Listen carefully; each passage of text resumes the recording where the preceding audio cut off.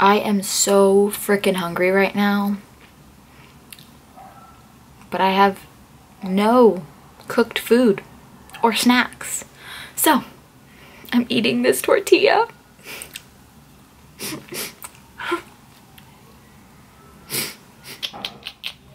Hello, beautiful people.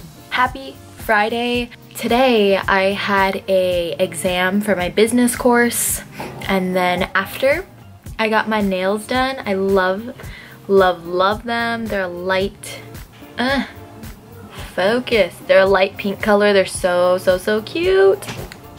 Anyways, on this Friday, I thought I would do a Q&A. I've been getting a few questions, and there are some that I thought I would answer in a video because they really stood out to me. So that is what we're gonna be doing today. Most of these apply specifically to UC Berkeley. There's one that could be applied to anybody, but mostly these are focused on UC Berkeley. Yeah, so if you don't care about UC Berkeley, then this is probably not the video for you, but if you just want to watch me, then that's cool too. Give this video a thumbs up, subscribe. Let's get into the first question, which is, how do college students eat out so often? This actually made me laugh a little bit. It's funny, and it's kind of true. Honestly, college students are always eating out, especially at restaurants and stuff, which is, I never understood it. I'm not one that goes to a restaurant every day, but I do eat out sometimes, especially now that I don't have meal points. Like sometimes I'm starving and I don't have any food, so I have to go eat out. But personally, my answer to that is, your girl has a job, okay? I work, therefore I have money to go eat out if I choose. Not everyone works though, and they still be eating out, and my answer to that is their parents gave them money, probably not to be eating out, but that's what they're spending it on. Or perhaps they got a financial aid refund and that's what they're spending their money on. But personally, I work, therefore I eat out, and I don't eat out that often. Yeah, no, I don't eat out that often, and if I do, I usually don't spend that much. Like, I just get something small. Next question. Are you able to go into San Francisco on the weekend? Well, you can do whatever you want on the weekend. Yes, you are. It's about an hour or more if you wanted to bus there. It's free for Berkeley students. I hate the bus. I avoid the bus as much as possible, especially for that long. So I usually go on the BART. The BART takes 30 to 40 minutes, I believe, so I prefer going on the BART when I do go to San Francisco. It's really fun though to get out of Berkeley. There's so much to do in San Francisco, so that's like a awesome thing to do if you want to have fun on the weekend. Next question. All right, it is, seeing Berkeley is in the news so much because of protests, how do you as a Berkeley student deal with it? This is very relevant, especially now. Just yesterday, Ben Shapiro came to speak on campus, and all day long they had helicopters circling the campus.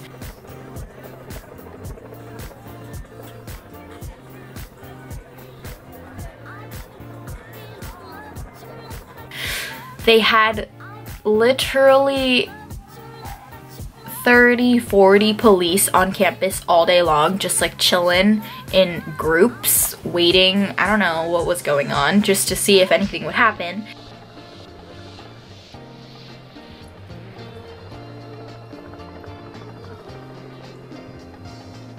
And then later at night, things got kind of crazy. There were like 100 police officers.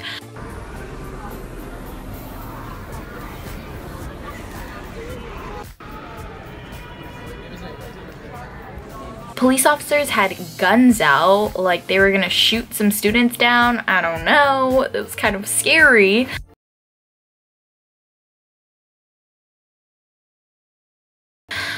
They were at every street, which was insane.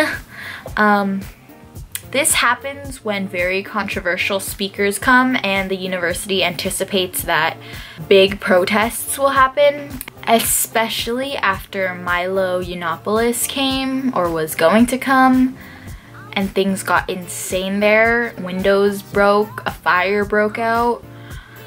They have really been taking the precautions to make sure that things don't get out of control, which is nice, but it's crazy. It is the measures that the university is going to now to make sure that nothing gets too crazy is insane. So stuff like that is constantly happening on campus, and then regular, normal, everyday protests happen. Those are no big deal. Participate if you want.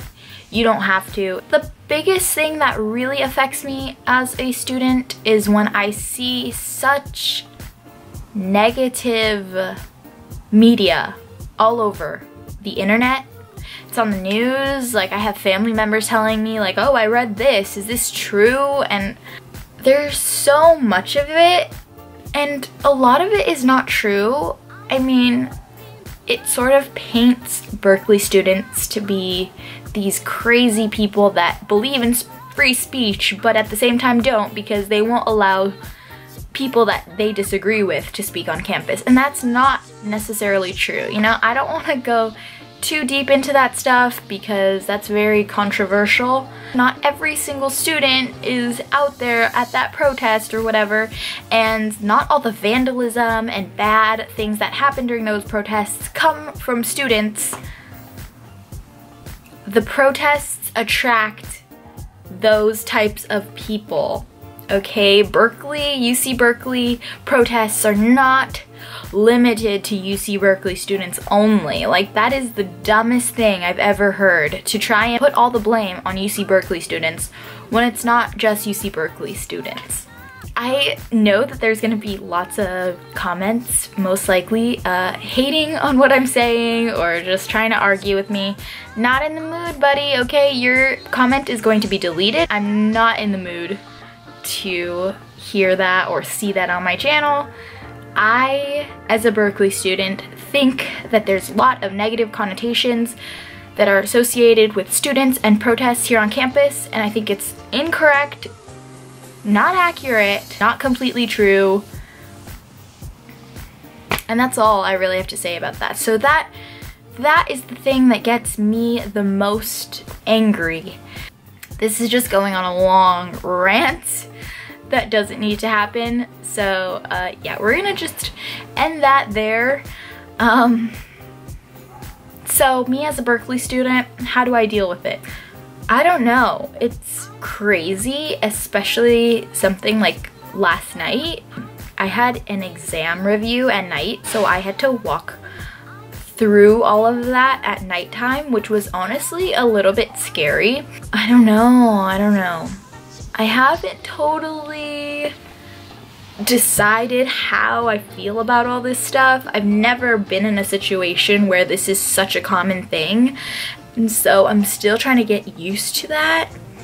The protests in the daytime that are for amazing causes, I love, but the things that get out of hand, I don't know. I myself have not figured out how I deal with this or how I understand it all. It's still very new to me. And how and when do you apply for an apartment? Is this a school-owned apartment? So my apartment right now is not a school-owned apartment. It's off campus, not affiliated with the school. So I've had this apartment since June, and I think we signed the lease in May. Early May or late April. So you basically just have to look online. There's a lot of people looking at the same apartments you are, especially if it's a good price within a good distance from the campus.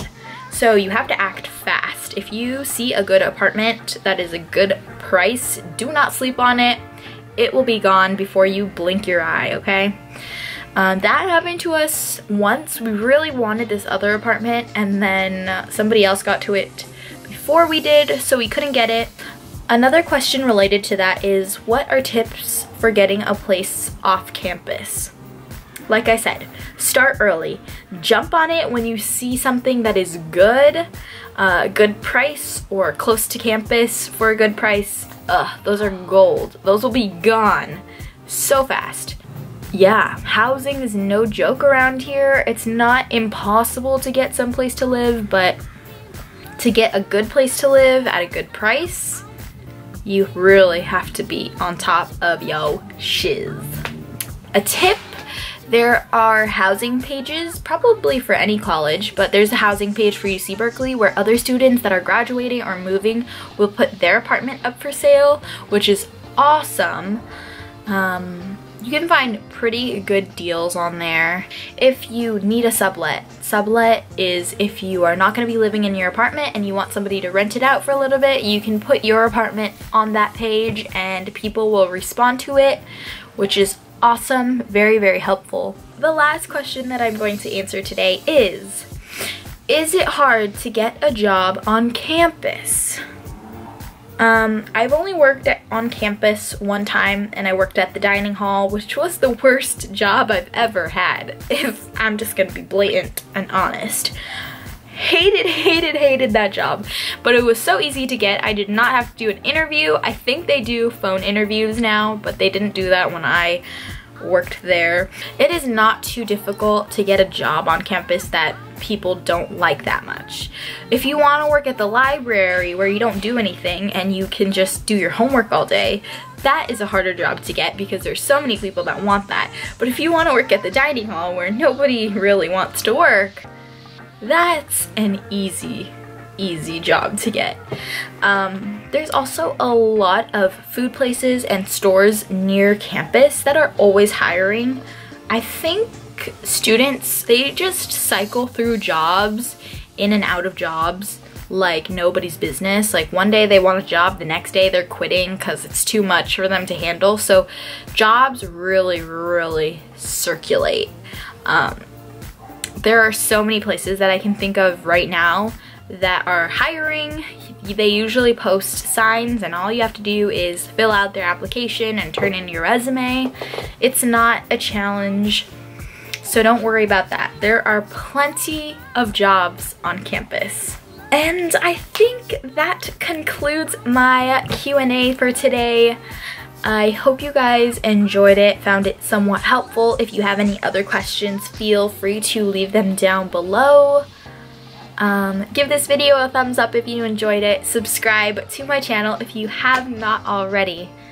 I think I'm gonna go get a boba right now. I deserve it.